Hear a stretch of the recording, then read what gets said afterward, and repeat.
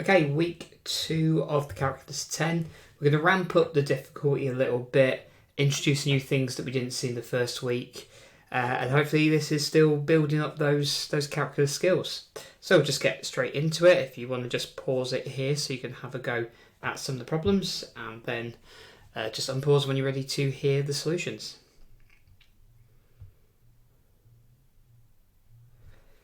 Okay, now the first one, you have got a function of x divided by another function of x, but it's not quotient rule which we want to use here. We can just use some trig identities to help us simplify this down. So let's see how that works. The sine 2x, well, that can be rewritten as 2 sine x cos x. And then because we've got sine squared on the denominator, we can just cancel out some signs there. So what that leaves us with is 2 cos x over sine x. But cos over sine, well, that's just cot.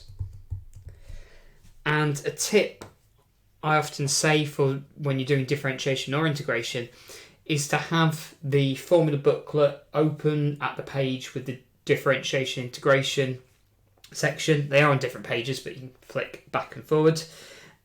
And we should recognise at this point that in the formula book you get what the derivative of cot is. So when you differentiate cot, you get minus cosec squared. So differentiating here, we're just going to get minus 2 cosec squared x. Okay, and that's the first one done. So yet again, when you're doing these differentiation integration problems, the first thing you should think to do is, can I simplify this before you go into things such as the product rule, quotient rule, or when it's integration by parts, all of that. Try and just check that you can simplify things first. Next problem then, we've got 5 times 3 to the power of x. Now we have to be careful here. Our variable isn't the base here, our variable is the power. And also another thing to make sure you definitely don't do is just say, well, 3 times 5 is 15, so it's 15 to the power of x. It definitely doesn't work like that. So we just want to think about how we differentiate that 3 to the power of x. Now, in the lessons we've looked at, in the form book I said, this is how you differentiate a to the power of x, learn this rule. But I'm just going to show you why it's the result that we get.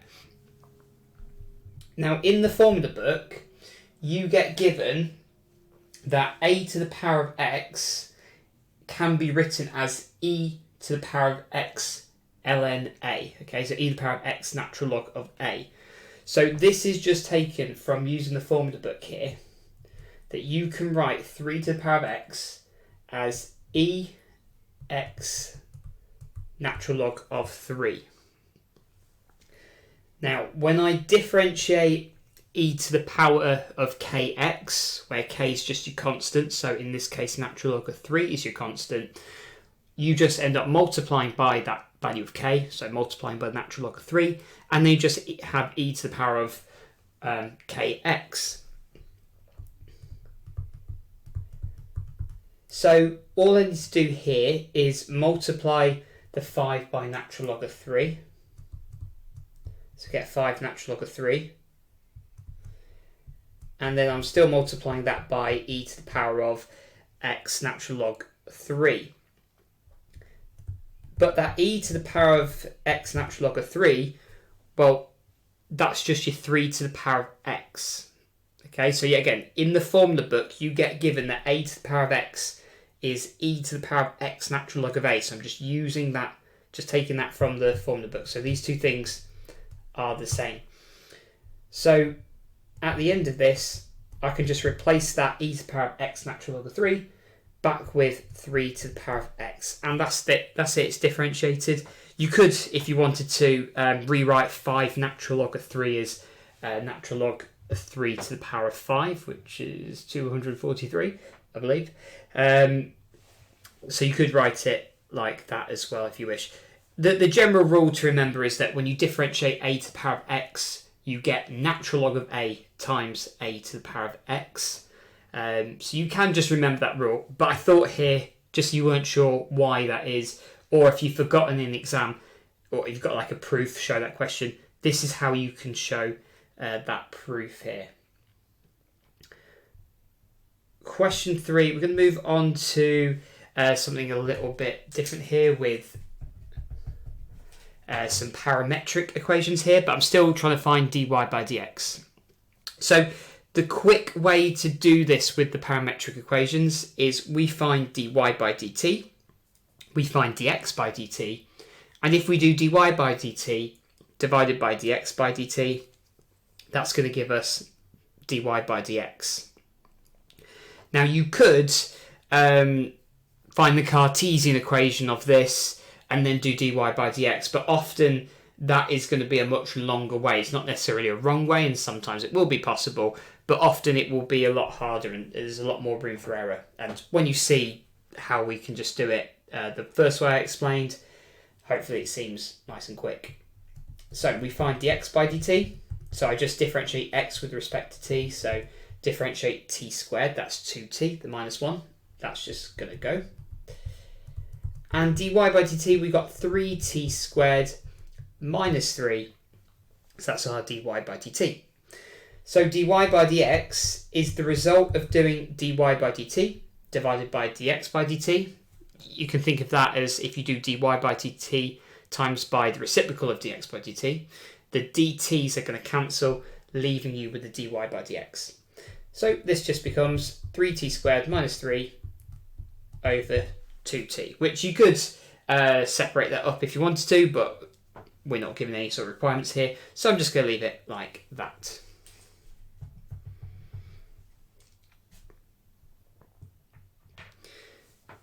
Next problem then, so this one yet again looks a little bit different. It's not y equals some function of x. We've got x and y's kind of all over the place here. So we want to use implicit differentiation here. So when we do implicit differentiation, go along each term and differentiate. If it's a function of x, just proceed as normal. But if it's a function of y, you need to multiply it by dy by dx. And then we're going to collect together all our dy by dx's. We're going to put anything that's not a dy by dx on the other side, do some factorising, some rearranging, and then we'll end up with dy by dx. So the first term is an x squared. So I just differentiate that as normal. I'm just going to differentiate with respect to x to get 2x. We need to be really careful with this 3xy. These types of terms can often catch a lot of people out. Now, this is a function of x times a function of y. So this is a function times a function. When we are differentiating a function times a function, if we can't simplify first, we need to use the product rule. So what I'll do is, if I treat the first function as 3x and the second one as y, I'll just do this to the side so we can see that in a bit more detail. I mean, I don't really need to do 3x. I could just do x and y and then just times the result by 3, but I'll keep it like this for some of you might find it easier this way. So if I differentiate 3x with respect to x, I just get 3. If I differentiate y with respect to x, well, if I differentiate y, that just is going to be 1. But then I would need to times that by a dy by dx. So 1 times anything is just it's just going to be itself. So it's just going to be dy by dx here. So when I end up multiplying this out, the first function times the second function differentiated, well, that would be 3x dy by dx. And then the second function times the first function differentiated, well, that would just be 3y. So it's really important we use the product rule here. And also when we differentiate our function of y, we need to make sure we times it by dy by dx there. The third term here, the 3y squared, differentiate that with respect to y to get 6y. But because we've differentiated a y there, we need to multiply it by dy by dx. Don't forget about this 8 on the right hand side. We differentiate that, it doesn't just disappear. We need to make sure we've got the 0 there. And this is still an equation here. Next thing I'm going to do then is I'm going to group together the dy by dx's. I'm going to stick anything that's not a dy by dx on that right hand side.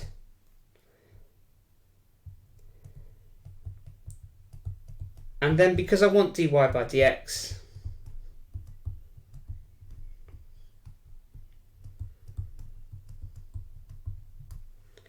I need to divide through by what's in that bracket, and then I've got the result that I'm looking for.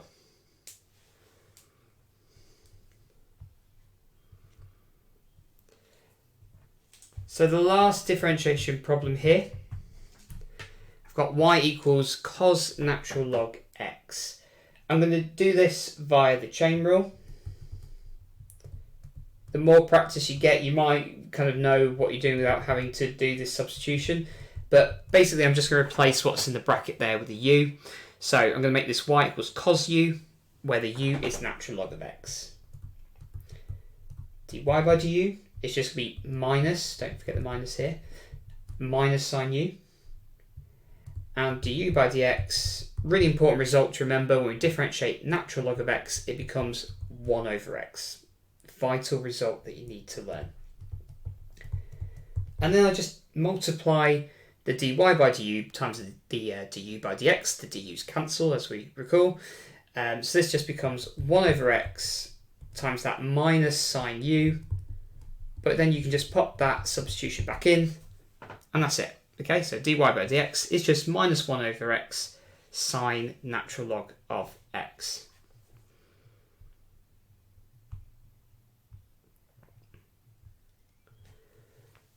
So on to the integration now. Now this first one, we've got a function of x times a function of x here. We've got this constant of a quarter here. There's quite a lot going on. But this is another type of problem where we should seek to simplify it first. As we see, I think in the last videos, a couple of I threw in there where actually it's just a problem that you can do with just AS knowledge alone here. So all we need to do is recall that the square root of x is just x to the power of a half, and I can just multiply this bracket out. So I'm going to end up here. I'm just going to keep the quarter on the outside, but you don't have to do this. But I'm just going to put my constant on the outside out of the way. So I'm going to do x cubed times the square root of x. That's x cubed times x to the power of half. That becomes x to the power of 7 over 2. Then we do 3x squared times the square root of x, again, x to the power of a half. And I get x to the power of 5 over 2 when I do that. Then I'm going to integrate. So all of this is going to get multiplied by that quarter. Yet again, if you want to have this as a quarter, if you want to multiply these by a quarter, then that's absolutely fine. So just standard rules, add 1 to the power, divide by the new power, divide by 9 over 2, it's the same as multiplying by 2 over 9, it's reciprocal. And then next one, we're going to raise it power by 1 to make it 7 over 2. So we need to divide by 7 over 2 or multiply by 2 over 7. I'm going to put my plus c here so I don't forget. And then I can just, often we want to make sure we got these simplified constants. So I could just then multiply the quarter and the 2/9 together. I mean, the form I've got it in before, it is okay really here. What we should be avoiding is anything where, I might have like let's say if I have 3 over 6 the fractions that I can actually simplify should be simplifying along the way. And then, of course, a plus c there at the end. The next problem then, we've got to integrate integrate sine squared here. We want to be really careful with this. Now, if we're differentiating sine squared, that's not too bad. We can have sine x in a bracket, all squared, and just use the chain rule, say u equals sine and just go from there. With integration, it's not as simple as, oh, we can just add by the power and divide by the derivative of what's in our bracket. The integration is a lot more trickier. So when we're integrating sine squared or cos squared in particular, we have to be really careful. There's no result for this in the formula book. So what we need to do is make use of our identities, okay, our trig identities. In particular, the double angle formulae. So cos 2x, now you don't get the double angle formulae in the exam, but you do get the addition formulae. So you can get what cos a plus b is when fully expanded. And from that, by just making sure that a and b are the same, so replace a and b with an x there, x plus x is 2x, we can get that cos 2x is cos squared minus sine squared. Now, what I want to do is I don't want to use cos squared here because, as we discussed, integrating sine squared and integrating cos squared, that's the problem here. So you want to use the version where you replace the cos squared with 1 minus sine squared, and we get 1 minus 2 sine squared. And then rearranging that to make sine squared the subject, I get a half minus a half cos 2x. So instead of thinking of this as integrating sine squared, I want to think of this as integrating a half minus a half cos 2x. Okay, with respect to x. So now this becomes a lot easier to integrate. I integrate a half, that's just a constant, so just pop an x on it. And then the cos 2x, so a minus cos 2x will go to minus a half sine 2x. So all I'm just doing there is minus cos goes to minus sine. Because there's a 2 in front of the x, I need to divide by 2. I'm integrating, remember, not differentiating. So I'm dividing by 2, not multiplying by 2. And I've already got the half there. So a half divided by 2, or half times a half, is going to be a quarter there. Our next problem then, integrate natural log of x. Now, with differentiation, we just need to learn that when we differentiate natural log of x, we get 1 over x. There isn't a, well, I mean, there is obviously an answer to this, but there's not a, this isn't given in the formula book. It's not a result that we're expected to remember here. So how do we actually go about integrating this? But we just need to be a little bit sneaky with this, and we need to change this to natural log of x times 1. Okay, 1 times natural log of x is natural log of x. And once I've done this, I can just use integration by parts. And what I'm going to do is I'm going to select my u to be the natural log of x, and I'm going to select my dv by dx to be a 1. That's because I can differentiate natural log of x easily enough, and integrating 1, that's pretty simple as well. That's very simple, I would say. Differentiating natural log of x is 1 over x, and integrating 1 just gives us x. And remember, with integration by parts, you're going to have to multiply that du by dx by the v. So the fact that when I multiply these two things together, it's going to give me 1. And I've got to integrate 1, so that's easy enough. So actually integrating this then, remember the formula is in your formula book. So first you have u times v. So I have to times these two things together. And then I do minus the integral of these two things multiplied together. 1 over x times x is just 1. I technically don't even need the 1 there. I could just leave it as dx, but just to show you what I'm doing, I think that makes it nice and clear. So the first term here, that x natural log of x, just leave that as it is. when we integrate 1, it becomes x. I have to take away the result of that, so it's going to be a minus x there. And then we put the plus c.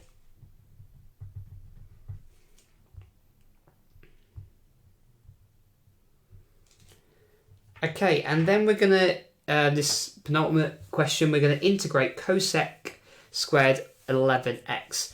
Now, in example 7, I said we need to use some trig identities to simplify. That's not the case here with cosec squared. In the formula book, we get told that when we differentiate cot, it gives us minus cosec squared. So going backwards with that, if we integrate cosec squared, it must give us minus cot. So we can use the formula book to help us, solve these. So that's why I say always have it open. Sometimes, just like this one, you might actually find the results under the differentiation rather than the integration, and then just have to work it back. So when you're doing your calculus questions, have the formula book, have one eye in the formula book, checking your derivatives and your integrals, because that might just help you out. So all I need to do here is want to integrate the cosec squared. It's just going to become minus cot. So it's going to be, you're going to get a minus cot 11x. But because you've got the 11 in front of the x, we need to divide by 11. And what might have looked like it was going to be a really difficult problem, that's just it. Okay, just kind of one line solution there. The final problem is going to use everyone's favourite, integration by substitution. So let's have a look at this last problem. So I've given you a substitution to use. There can be other ways of doing this, but I think this is probably the easiest substitution that you could use. When you're doing an integration by substitution question, the goal is that anything that's an x should be replaced with some function of u. Okay, so you're going from all x's to all u's. That also includes having a du rather than a dx. Okay, because you need to integrate with respect to u now, because all your terms are functions of u, rather than integrating with respect to x. For that reason, the first thing I'd always recommend that you do is differentiate your substitution. So if you've got u equals 3x plus 2, find what du by dx is. So differentiate 3x plus 2. It should always be something that's pretty straightforward to differentiate. So just get 3. And then I'm going to rearrange this to make dx the subject. So multiply 3 by dx, divide by 3. So that's either du over 3 or a third du. So I know that I can replace the dx now with a third du. The bracket, that 3x plus 2, gets replaced with a u. Sometimes you'll find that things can cancel. Not the case with this one. So we've still got that x there before the bracket. So we want all u's, we don't want x's. So sometimes what you'll also want to do is rearrange your substitution to make x the subject. So we'll need to do that for this question. So we're going to rearrange u equals 3x plus 2 to get u as the subject. So take 2 from both sides, divide by 3. That's going to be our x there. So I can just replace the x with the u minus 2 over 3. I can replace the 3x plus 2 in the bracket with a u cubed. And then I replace the dx with a third du. So just multiplying all these together. And yet again, don't try and overcomplicate it with things like integration by parts or further substitutions. We can just simply multiply this out. The idea is once we've done the simplifying, it should be relatively simple to integrate from there. Sometimes an exam question might be a little bit trickier, that it gets separated into a show that with the substitution, and then what you're trying to integrate is a little bit more challenging. But it certainly should be not too complicated. So a third times a third is just a ninth, and then we're just doing the u times the u to the power of 3. If you want to take if you want to take some smaller steps to get there, you can do. And then 2 times u cubed, and then again you're timesing by a ninth there. So we get 2 ninths u cubed. Integrate that with respect to u. So integrate u to the power of 4, raise the power by 1, divide by the new power. And the second term, raise the power by 1, divide by the new power. So get 2 over 36, which simplifies down to 1 over 18. And we're not quite done there yet. What we should do is put our x back in. Now, if you have limits, so if this was a definite integral, so I'm just popping here just to say what I'm doing. My substitution was u equals 3x plus 2, so I'm just subbing that back in. Now, if you have limits, it's a definite integral, then if you've changed those limits into what they'd be for u, then you don't need to put your x back in. You could just simply then put your values of u into that, 1 over 45, u to the power of 5, etc. But if it's just an indefinite integral where you're just basically getting a general solution here, so with the plus c, then you just need to leave it like that and put that substitution for u back in. Okay, so let me know if there's any there that you've struggled with, any particular ones that you'd like to see in future videos, so particularly the sort of problems that you're finding are quite difficult. Let me know, and I'll try and include those in the next video.